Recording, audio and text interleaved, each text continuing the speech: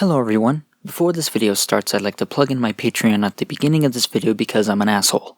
If you don't care, skip to this time code. If you do care, carry on.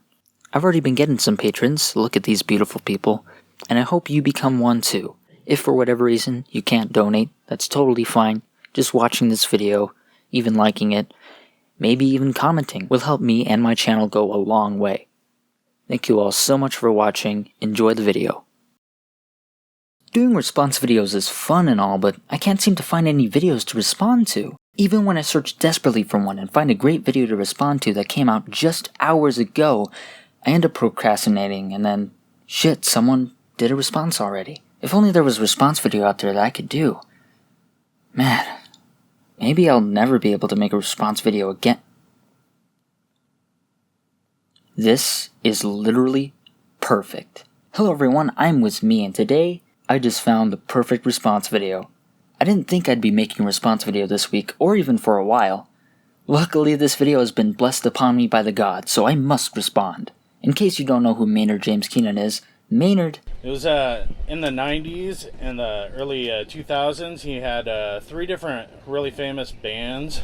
One of them, which was Tool, another one called Perfect Circle, and another one called Pussifer. Oh, okay. Guess I don't have to explain. The reason I'm picking on just this guy right here is because he's coming out with another album. Yes, August 30th. It will be amazing. And I know a lot of people from our church, had a big problem with listening to heavy metal music and stuff. The bands Maynard is in are not heavy metal. In fact, they can barely be classified as metal to begin with. Also, what's wrong with heavy metal? What has heavy metal ever done to you? Back in the day, and I'm just kind of wanting to remind everybody how evil of a man this person is. Ah yes, Maynard the Wicked. He's so evil, I heard he made sheep noises at his audience.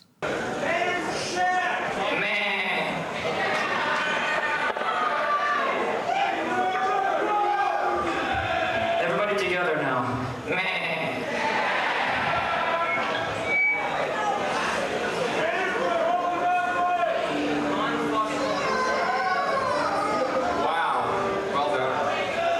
The horror. So, they won't go back and start listening to this. So, I got 5 points. Oh, great. I am so excited. Point 1 and 2 is he's an adulterer and a false god worshiper. So, this is shown in his band name. The last band he has was called Pussifer, and that's a play on words. Obviously, there's one part, it's from the name Lucifer, and the other part is, Go on. From the downstairs of a female.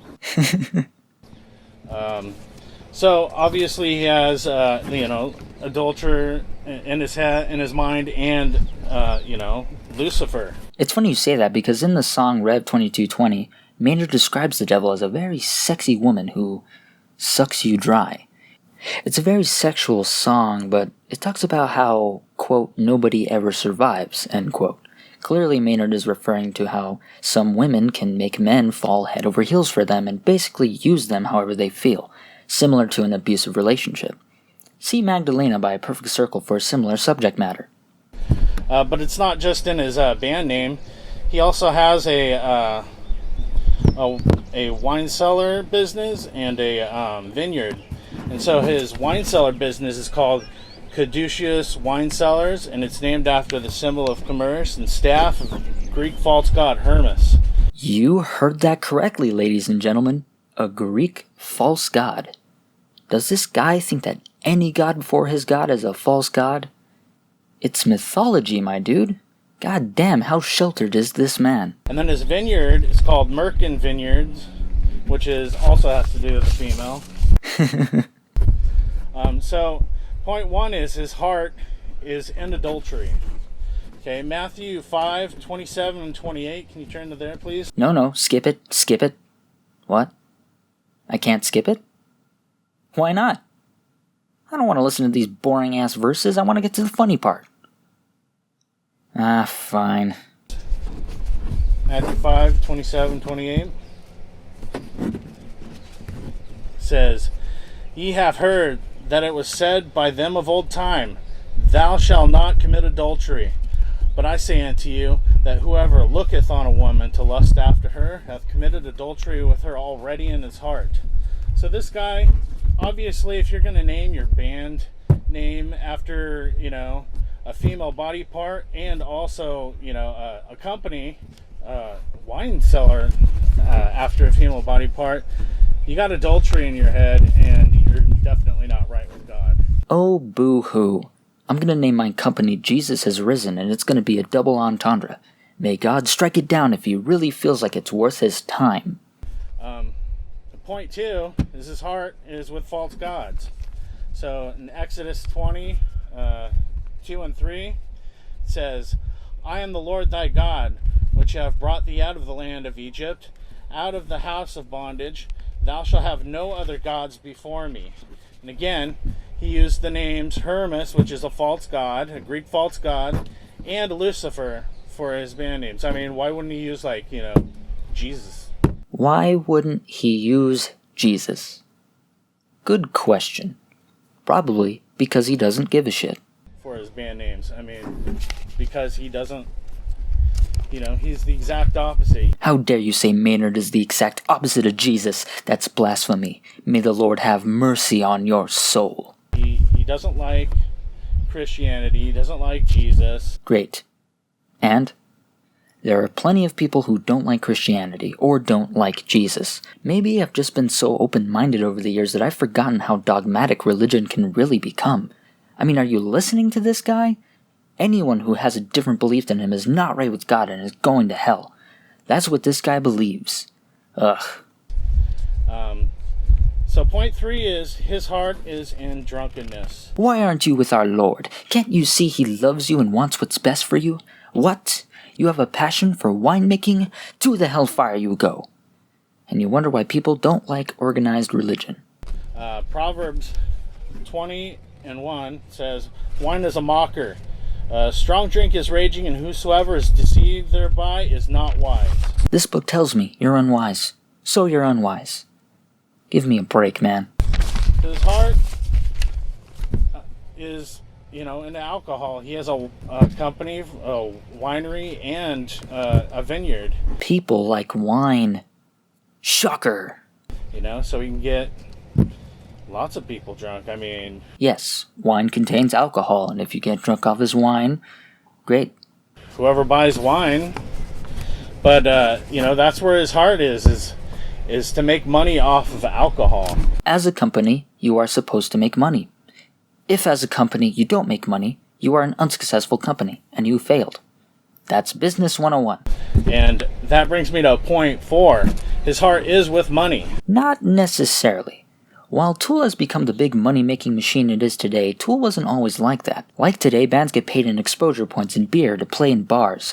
That's great and all, but it doesn't help pay the bills. If you're in a band and you don't even consider making money, you're fooling yourself. Tool has always put their art out, and the fact that they get paid and gain fans is a bonus. Tool has never produced something where they just wanted money out of it and that was it. They always produced something that they were passionate about. Matthew 6 and 24 says, No man can serve 2 masters, for he will either hate the one and love the other, or else he will hold to the one and despise the other. Ye cannot serve God and mammon. Nobody should serve any master. But I don't know, maybe I'm crossing the line when I say that. I don't know, just seems kind of reasonable to me. And his whole career is all about making money. That's all he ever wanted in the beginning. That's why a person gets tries to get famous. You don't get famous to, go out and preach the gospel, There's all these preachers on TV. They don't try to get famous to preach you the correct gospel. They're all in it for the money. He was in it for the money. That's why he bought a wine cellar, and that's why he's singing in a rock band, is because it's all about money. How dare someone work hard and receive money from it? To the hellfire ye go. So that's all his career choice is money. And that brings me to point 5, that he is a God hater. Wah, my fifis have been hurt. So turn to Romans 1.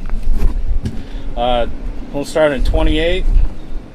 Verse 28 says, "And even as they did not like to retain God in their knowledge, God gave them over to a reprobate mind to do those things which are not convenient. I don't know, seems pretty convenient to me. Being filled with all unrighteousness, fornication, wickedness, covetousness, maliciousness, full of envy, murder, debate, deceit, malignity, whisperers, backbiters, haters of God, despiteful, proud, boasters, inventors of evil things, disobedient to parents, without understanding, covenant breakers, without natural affection, implacable, unmerciful, who knowing the judgment of God, that they which commit such things are worthy of death, not only do the same, but have pleasure in doing them." Wow, worthy of death. Again, you wonder why Maynard and other people don't take organized religion very seriously. So, if you're not convinced by his own actions that, he's a reprobate, what about his own words? So I'm gonna give you some of his lyrics right here, and you can just judge by what he says himself. Please give us the knowledge of our Lord Maynard. So this lyric comes from a song called Judith. Oh, rats. I already covered this song. I'll leave a link to the video in which I do so. For now, we're skipping. I'm sorry. So, has God abandoned us? I don't think he has. Not according to Matthew 24. It says, "Immediately after the tribulation of those days shall the sun be darkened, and the moon shall not give her light, and the stars shall fall from the heavens, and the powers of the heaven, and the power of the heavens shall be shaken. And then shall appear the sign of the Son of Man in heaven, and then shall all the tribes of the earth mourn, and they shall see the Son of Man coming in the clouds of heaven with power and great glory." Sounds like what's gonna happen when the new Tool album drops, August 30th. Here's another lyric from him, and I'll cut the swearing. I'll just use like the first letter so you guys can get a gist of what he's saying. But this should pretty much just, lay it down for you. It says, "F your God, your Lord, and your Christ." This is his lyrics from his song that he wrote. Nobody else wrote it for him. He wrote these lyrics himself. Yes, thank you for explaining that 3 times. I understand that, people hear stuff on the radio when they're passing by, and it kind of triggers something in their mind, and they kind of remember, back when they used to listen to it, and then they go and listen to it again. And then, but, see, that's happened with me. I've heard something, and I'm like, oh man, I'm going to go listen to that real quick. And then I listen to it, and I realize just how much garbage it's filled with. It's just pumped with everything bad, If you're listening to some reprobate's music, then you're definitely not right with God. He's not right with God. He's going to hell. Imagine being so brain dead that you believe artists... Can I not have a stroke while talking? Imagine being so brain dead that you believe artists on the radio are going to burn in hell for all eternity. But just to lay the icing on the cake, nail the coffin shut, here's another lyric. "All you know about me is what I've sold you. I sold out long before you ever heard of my name. I sold my soul to make a record, and then you bought one." So, he just admitted to selling his soul for his lifestyle. He admitted to selling his soul for that record deal. And then, he's making fun of anybody who buys that album, saying you bought one. This song is actually criticizing people who say their favorite artist has sold out. The story behind this song is that an OG Tool fan talked to Maynard about how Tool sold out. Unbeknownst to that Tool fan, Maynard was the lead singer. And yes, you're goddamn right, he wrote a song about it. Oh, and that selling your soul thing is a metaphor. It's about how Maynard put his time and his money into making this band to make money. especially after his second album, which was a hit, by the way. You know, this guy's a reprobate. Nobody should be listening to him. If they have their music, you should throw it in the trash, burn it. That's all I got. Let's pray. This album has done more for me than any organized religion has. For one, it talks about very emotional subjects, shit that would make you cry. Maynard sings about how his mom went paralyzed and sent to the hospital when he was only 11 years old, how he's been cheated on, how he loves his son but because of his significant other's actions it's hard for him to trust. He also sings about moving on from these past traumas in the song 46 and 2, and yes, he even has some fun by criticizing people's views on selling out and praying that LA would be flushed away. Any fucking time, any fucking day. What makes Tool special to me is not Maynard's criticism of organized religion or the fact that he's a reprobate, but the fact that the music encaptures you in its sound and Maynard sings from his heart. One of my favorite songs off this album is H. This song has one of my favorite lyrics. I could have cried then, I should have cried then. As a man, society really puts emphasis on you not being a sissy boy, but Maynard doesn't care. Another lyric from the same song goes as follows. I have died. I will die. That's all right. I don't mind. This is about how the pain has been placed upon him from his significant other, how pain has happened to him before, and how pain will happen in the future.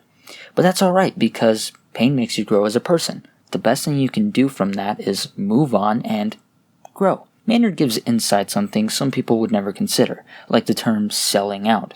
Without Tool's music, I don't know if I would have ever broken the bubble into the outside world and dabbled into things that made me uncomfortable. Because of Tool's music, I have an open mind. Tool didn't make me smarter, but it certainly made me question. With all that being said, I hope you guys enjoyed the video. Please leave a like if you did. And if you want to support me on Patreon, go right ahead. If not, I don't mind. Before we end it, here's the climax to the song H by Tool.